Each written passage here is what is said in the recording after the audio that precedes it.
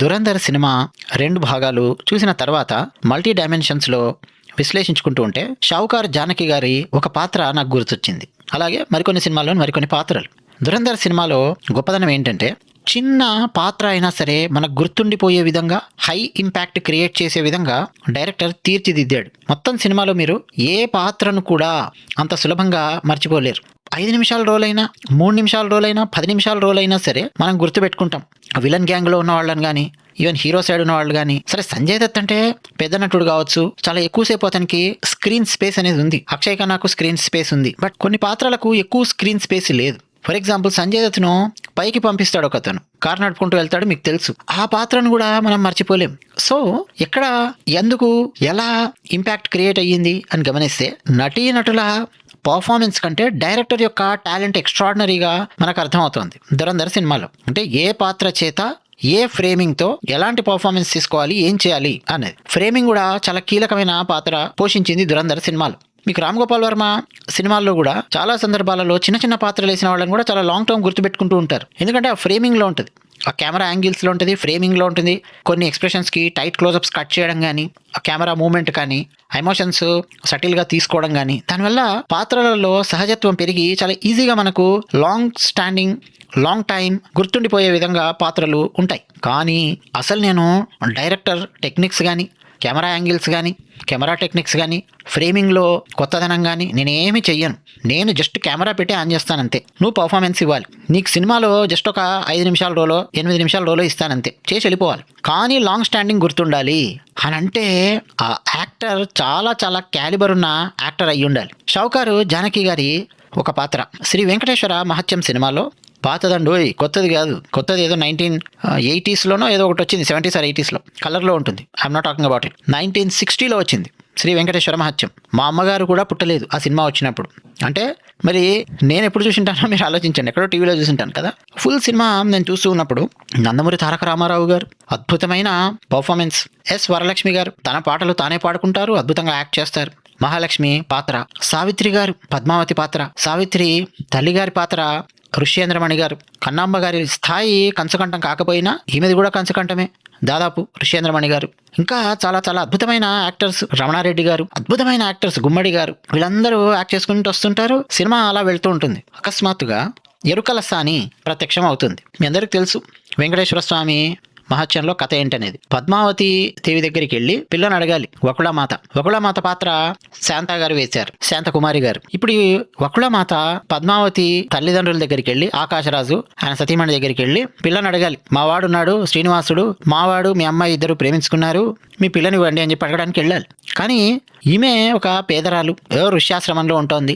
ఏమని చెప్పి రాజుగారి దగ్గరికి వెళ్ళి పిల్లని అడుగుతుంది, ఏ మొహం పెట్టుకొని. ఒక రకమైన గిల్టీ ఫీలింగ్ ఉంటుంది, అది ఏదో తెలియనటువంటి ఒక ఫీలింగ్ అనమాట. అయితే ఈమె వెళ్లేలోపు ఎరుకల సాని ఆకాశరాజు దంపతుల దగ్గరికి వెళ్ళి కన్విన్స్ చేస్తుంది. శ్రీనివాసుడు అంటే సామాన్యుడు కాదు, ముల్లోకాలను నేలేవాడు, ఖచ్చితంగా అతనికి మీ పద్మావతినిచ్చి పెళ్లి చేయండి అని చెప్పే పాత్ర ఎరుకల సాని పాత్ర. ఈ పాత్ర 'షావుకార్ జానకి' గారు వేశారు. అసలు సినిమా ఒక ఫ్లోలో వెళ్తూ ఉంటుంది. అకస్మాత్తుగా అండి, అసలు ఆ 'షావుకార్ జానకి' గారి పాత్ర ఒక 7.5 minutes ఉంటుంది సినిమాలో. ఒక ఉరిమి, ఒక మెరుపు మెరిసి, ఒక హడావిడి, ఒక పెళ్లిలో ఒక మంచి సందడి, ఒక హడావిడి చేసే పర్సన్ ఉన్నారనుకోండి, ఎలా ఉంటుంది ఆ వాతావరణం మొత్తం మారిపోతుంది. సినిమా లోపల ఆమె చాలా తక్కువ సేపు ఉన్నప్పటికీ అక్కడ డైరెక్టర్ యొక్క ఏదో కెమెరా యాంగిల్స్, ఆ ఫ్రేమింగ్ కానీ, ఆలోచన కానీ అవన్నీ ఏముండవు. కెమెరా స్ట్రైట్గా నార్మల్గానే ఉంటుంది, నార్మల్ ఫ్రేమ్సే ఉంటాయి. కానీ 'షావుకార్ జానకి' గారి పాత్ర, ఆమె పదాలు పలికిన తీరు కానీ, ముఖ కవళికలు కానీ, బాడీ లాంగ్వేజ్ కానీ, ఇచ్చిన ప్రతి ఎక్స్ప్రెషన్ కానీ, ఆ కళ్ళు తిప్పడం కానీ, యాక్సెంట్ కానీ ఎరుకల సాని లాగా అద్భుతం అండి. నభూతో న భవిష్యత్. అసలు ఆ 7.5 నిమిషాలు ఆమె ఆ హడావుడి, ఆ చేసిన విధానానికి స్క్రీన్ మొత్తం నాకు తెలిసి దదరిల్లిపోయి ఉండాలి. ఇప్పుడు మీరు చూసినా కానీ అదే ఇంపాక్ట్ ఉంటుంది. అయితే మీరు యూట్యూబ్లోకి వెళ్ళి శ్రీ వెంకటేశ్వర మహత్యం అని చెప్పి 1960 బ్లాక్ అండ్ వైట్ సినిమా వెతుక్కొని అక్కడి దాకా వెళ్ళి కేవలం ఆ 7.5 నిమిషాలు చూస్తే ఆ ఇంపాక్ట్ మీకు తెలియదు.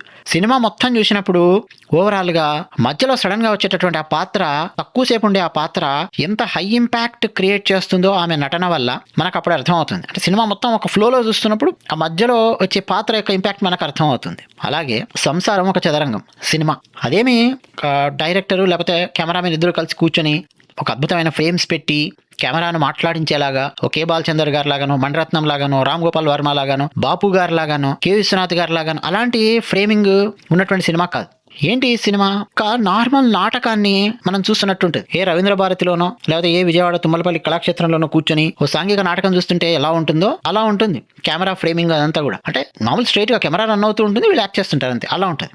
ఆ సంసారం ఒక చదరంగం సినిమాలో పని మనిషి పాత్ర వేశారండి. నిజానికి పని మనిషి పాత్ర వెయ్యి అని చెప్పి అంటే ఒకప్పుడు రామారావు గారి దగ్గర, నాగేశ్వరరావు గారి దగ్గర, ఎంజీఆర్ గారి దగ్గర, శివాజీ గణేశన్ గారి దగ్గర, ఇలాంటి పెద్ద పెద్ద వాళ్ళ దగ్గర హీరోయిన్ గా నటించినటువంటి యాక్ట్రెస్ షావుకార్ జానకి గారు ఓ పని మనిషి పాత్ర ఎలా ఒప్పుకున్నారు అనేది పెద్ద ఆశ్చర్యకరమైన విషయం. చాలా మందికి ఏంటంటే రకరకాల ఇన్హిబిషన్స్ ఉంటాయి. నేను పని మనిషి పాత్ర వేయడం ఏంటి, ప్లస్ అందులో అదేం పెద్ద ముఖ్యమైన పాత్ర కాదు. ఆ సంసారం ఒక చదరంగంలో పెద్ద పెద్ద పాత్రలు అంటే గొల్లపూడి గారి పాత్ర, అన్నపూర్ణమ్మ గారి పాత్ర, సుహాసిని గారు, శరత్ బాబు గారు, ఆ గొల్లపూడి గారికి శరత్ బాబు గారికి మధ్య కాన్ఫ్లిక్ట్, ఆ తండ్రికి పెద్ద కొడుక్కి, ఈ మధ్యలో మళ్ళీ రాజేంద్ర ప్రసాద్ గారు, ముచ్చర్ల అరుణ, వీళ్ళ కాన్ఫ్లిక్ట్, ఇదంతా ఆ మధ్యలో ఇళవరసి అలియాస్ కల్పన, ఆమెదో కాన్ఫ్లిక్ట్, క్రిస్టియన్ని ప్రేమిస్తుంది. వీటన్నింటి మధ్యలో ఎక్కడో ఒక మూలన ఉన్నటువంటి ఒక చిన్న పని మనిషి పాత్ర అసలు ఎలా ఒప్పుకున్నారో నాకు అర్థం కాలేదు. ఆ సినిమా చూసిన ప్రతిసారి కూడా అసలు ఆశ్చర్యపోతాం. పాత్ర ఎలా ఉంటుందంటే ఓ పక్క పని మనిషి కాబట్టి చీపురు కట్టతో ఇల్లు ఉడుస్తూ ఉంటుంది, మరో పక్క ఎవరైనా సరే తేడా చేస్తే అదే చీపురు కట్టను తిరగేసి మనుషుల్ని కూడా జాడిస్తూ ఉంటుంది. నువ్వు ఉల్లకొండు అని చెప్పి ఒక సీన్ ఉంటుంది చూడండి. అసలు ఈమె చదువుకున్న చదివేంటి, ఈమె ఇంటెలిజెన్స్ ఏంటి, ఈమె చేసినటువంటి పాత్రలు ఏమిటి, ఆశ్చర్యం వేస్తుంది మనకు. ఓ పని మనిషి, ఓ పల్లెటూరు ఆమె వాయిస్తో అంతమంది మధ్యలో నిజానికి వాళ్ళందరికంటే కూడా ఎక్కువ ఎక్స్పీరియన్స్ అండ్ ఇంటెలిజెన్స్ ఉన్నటువంటి వ్యక్తి షావుకార్ జానకి గారు. చిలకమ్మ పాత్ర సంసారం ఒక చదరంగంలో ఆ పాత్ర రక్తి కట్టించారు. మరోపక్క అత్తకు కోడలకు మధ్యలో ఆ బావి దగ్గర సీన్స్ కానీ, అలాగే నూతన్ ప్రసాద్ గారిని ఎడ్మండ్ శామ్యూల్ అని చెప్పుంటే ఎద్దుబండి సోములు అని చెప్పి పిలుస్తుంది చూడండి కామెడీగా, ఆ సీన్స్ కానీ రక్తి కట్టించారండి. అంటే మొత్తం ఆ తెర మొత్తం దద్దరిల్లిపోవాలంతే. షావుకార్ జానకి గారు ఆ హడావిడి కానీ, మాట్లాడే విధానం కానీ, అంటే ఒక మెరుపు మెరిసి ఉరిమి దబ్ దబ్ దబ్ దబ్ దబ్ దబ్ వర్షం వచ్చి పడినట్టే ఉంటుంది. నేను ఇంతకుముందు చెప్పిన శ్రీ వెంకటేశ్వర మహత్యంలో పాత్ర కూడా ఈ పాత్రలకు పూర్తి విరుద్ధంగా ఉండే పాత్ర శ్రీమతి ఒక బహుమతియా, బహుశా కాదనుకుంటాను, ఇంకో సినిమా ఏదో ఉంది చూడండి, ఆడదే ఆధారం అనుకుంటాను.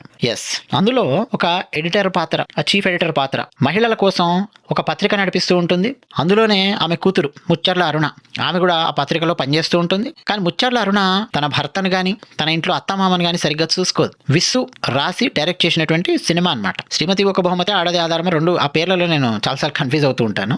బాధపడే కోడళ్ళు ఉంటారు, బాధ పెట్టే కోడళ్ళు ఉంటారు అని రెండు different versions of female characters వాటిని ప్రజెంట్ చేస్తారు డైరెక్టర్ విస్సు గారు.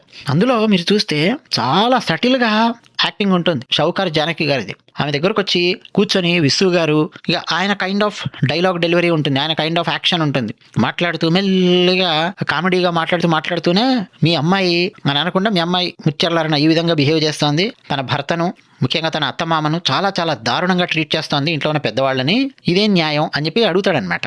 ఇక ఇంటికి వెళ్ళిన తర్వాత షావుకార్ జానకి భర్త ఎవరంటే మన సాయి కుమార్ గారి తండ్రి, ఆయన పేరేంటో కామెంట్ సెక్షన్లో రాయండి. సో అక్కడ ఒక సీన్ ఉంటుందన్నమాట. ఆమె ఆ సటిల్గా యాక్ట్ చేసే విధానం అంటే ఓ పక్క తల్లిగా, మరో పక్క ఓ భార్యగా, మరో పక్క ఓ కోడలిగా, ఒక 2 to 3 minutes సీన్ అంతే. అందులోనే మనకు హై ఇంపాక్ట్ అనేది క్రియేట్ అవుతుంది చూసే ప్రేక్షకులకు. అంటే షావుకార్ జానకి గారు లౌడ్ గాను యాక్ట్ చేయగలరు, సటిల్ గాను యాక్ట్ చేయగలరు, తక్కువ స్క్రీన్ స్పేస్ ఇచ్చినా సరే హై ఇంపాక్ట్ క్రియేట్ చేయగలరు. మామూలుగా మన తెలుగు రివ్యూవర్స్, సినీ ప్రియులు తినేసింది అంటుంటారు. అంటే ఆ స్క్రీన్లో మొత్తం తినేసింది, ఆమెను పెట్టామంటే ఇక మిగతా వాళ్ళని వాళ్ళ యాక్టింగ్ కూడా మన కళ్ళకు కనిపించదు, ఆ రేంజ్లో మొత్తం ఆ సీన్ మొత్తం ఆమెనే తినేసింది అంటుంటారు. సో ఆ రేంజ్ పర్ఫార్మెన్స్ షావుకార్ జానకి గారు ఎన్నో సినిమాలలో క్యారెక్టర్ ఆర్టిస్ట్గా కూడా ఇచ్చారండి. నేను మీకు నిన్ననే ఒక వీడియోలో తిల్లు ముల్లు గురించి చెప్పాను.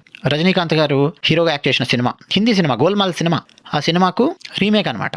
మీకు గోల్మాల్ సినిమా చూస్తే అందులో మిస్సెస్ శర్మ పాత్ర ఉంటుంది, సూపర్ కామెడీగా ఉంటుంది. హీరో పెళ్లి చేసుకోవడంలో చాలా కీలకమైన పాత్ర పోషిస్తుంది. పైపులు పట్టుకొని పాక్కుంటూ ఇంట్లోకి రావడము, ఆ కిచెన్ లోపలికి కిటికీలో నుంచి లోపలికి దూకడము, పార్టీ నుంచి పరిగెత్తుకొని వచ్చి మళ్ళీ ఒక తెల్ల చీర కట్టుకొని వితంతువులాగా యాక్ట్ చేస్తూ ఉండడము, అలాంటి పాత్ర ఉంటుంది హిందీలో, చాలా బాగుంటుంది. మీరు తెల్లుములు చూస్తే సేమ్ హిందీలో ఆ పాత్ర ఎంత అద్భుతంగా ఆమె పోషించారో అదే రేంజ్లో షావుకార్ జానకి గారు రజనీకాంత్ గారి తిల్లుముల్లు సినిమాలో ఇంపాక్ట్ క్రియేట్ చేశారు. క్యారెక్టర్ రోల్ అండి, కామెడీ ఉన్నటువంటి ఒక subtle comedy plus subtle acting ఉన్నటువంటి ఒక కామెడీ రోల్ అనమాట. ఇక్కడ లౌడ్గా ఉండదు, పాత్ర చాలా న్యాచురల్గా ఉంటుంది. అంటే అలాంటి పాత్రలు కూడా వేశారు. ఇక గీతాంజలి సినిమాలో మనకు మొట్టమొదటి సీన్లో కనిపిస్తారు, స్టేజ్ మీద నిలబడి స్టూడెంట్స్ అందరికీ ఆ కాన్వకేషన్ ఒక్కొక్కరికి పిలిచి సర్టిఫికేట్స్ ఇవ్వడము, అందులో మాట్లాడుతుంటారు చూడండి, నేటి యువతరం అని మాట్లాడుతూ ఉంటారు. అక్కడ ఏంటంటే మణిరత్నం గారి ఫ్రేమింగ్ వల్ల మనకు ప్రతి ఒక్క సీను అద్భుతంగా కనిపిస్తుంటుంది. గీతాంజలి ప్రతి ఒక్కరు మనకు నోటెడ్ అవుతూ ఉంటారు. అక్కడ మనం పెద్దగా మాట్లాడుకోవడానికి ఏం లేదు. ఆ తర్వాత వేసిన చాలా క్యారెక్టర్ రోల్స్ ఉన్నాయి. అవి అంత పెద్దగా గొప్పగా మనం ప్రత్యేకంగా మాట్లాడుకునేవి ఏం లేవు, కానీ మంచి రోల్స్, డీసెంట్ రోల్స్. బావగారు బాగున్నారా సినిమాలో ఆ హీరోయిన్స్ ఇద్దరికి నానమ్మ రోల్, సత్యనారాయణ గారి భార్య రోల్, అలాగే జగపతి బాబు గారు యాక్ట్ చేసిన ముత్యాల సుబ్బయ్య డైరెక్షన్ లో వచ్చిన త్యాగాల సినిమా, ఆనందం ఆనందం అయ్యే పాట ఉన్న సినిమా పేరు రాయండి కామెంట్ సెక్షన్ లో చూద్దాం. అందులో కూడా నానమ్మ రోల్. అవన్నీ కొట్టిన పిండి లాంటి రోల్స్ అనమాట. చాలా ఈజీగా నల్లేరు మీద నడకలాగా చేసి వదలు పారేస్తారు షౌకార్ జానకి గారు. మనం దురంధర్తో మొదలెట్టాం కదా. ఎందుకు అంటే దురంధర్ సినిమాలో కేవలం హీరో లేకపోతే విలను వీళ్ళిద్దరు మాత్రమే మనకు నోటెడ్ అవ్వలేదండి. దురంధర్లో ఉన్న 5 నిమిషాల పాత్రలు, 3 నిమిషాల పాత్రలు, 7 నిమిషాల పాత్రలు. యాపిల్ తినుకుంటూ ఒకడు ఉంటాడు చూడండి, వాడు హోమోసెక్సువల్ టైప్ లో వాడు ఉంటాడు. వాడికి సిలిండర్లు కట్టి పైకి లేపేస్తారు. వాడి రోల్ కూడా మనకు నోటెడ్ అవుతుంది. నేను ఆ మధ్య ఆపరేషన్ సఫేద్ సాగర్ వెబ్ సిరీస్ చూస్తున్నప్పుడు అందులో వాడు పాకిస్తానీ సైడే నిలబడి భారతీయ ఎయిర్ ఫోర్స్ మీదకి మిసైల్స్ వదులుతూ ఉంటాడనమాట. ఆ పాత్ర వాడిని చూడగానే అరే వీడు దురంధర్లో మన ఉన్నాడు కదా, చూశాను కదా అని చెప్పి అనుకున్నాను. దురంధర్లో ఎంతసేపు ఉన్నాడు వాడు? 2 సీన్స్. ఆ కుర్రాడు 2 సీన్స్లో యాక్ట్ చేసి జస్ట్ గుర్తుండిపోయాడు అంతే. చూడగానే గుర్తుపట్టేశాం. కాకపోతే దురంధర్లో ఏంటంటే ఈ కొంతమంది యాక్టింగ్ స్కిల్స్ ప్లస్ ఆ డైరెక్టర్ ఫ్రేమింగ్ వల్ల లాంగ్ స్టాండింగ్ గుర్తుండే విధంగా ఉంది. మెయిన్ గా డైరెక్టర్ ఫ్రేమింగ్ అని చెప్పాలి. కానీ మీకు ఏ ఫ్రేమింగ్ మీద డిపెండ్ అవ్వకుండా మీకు స్ట్రైట్ కెమెరా పెట్టి ఓ డ్రామా లాగా నువ్వు యాక్ట్ చేయి అన్నప్పుడు అసలు సిసలు యాక్టింగ్ టాలెంట్ అనేది మనకు అద్భుతంగా బయటపడుతుంది. అదే ఇప్పుడు నేను చెప్పినటువంటి ఎగ్జాంపుల్స్ అనమాట.